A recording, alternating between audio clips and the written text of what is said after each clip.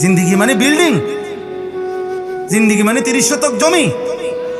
কি বলতে চান? 3 ফুট বিদেশ তো কি সে 3 ফুট বিদেশ? ছেলেটা ইটালি থাকে তো কি সে, ইটালি তো বহুত মানুষ জন্মও নিছে।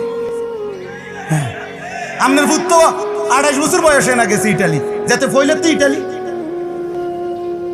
হ্যাঁ, যাদের জন্ম ইটালি, যার 14 গোষ্ঠী ইটালি, তে তো আরো বড় কপাল। আমনের যদি ফুট ইউরোপ থাকাতে আমনের কপাল এত বড়, ভাগ্য আমনের কপাল। তাইলে যার বাপ দাদা জন্মসূত্রে ইটালি ইউরোপ, তার তো পুরাটাই কপাল।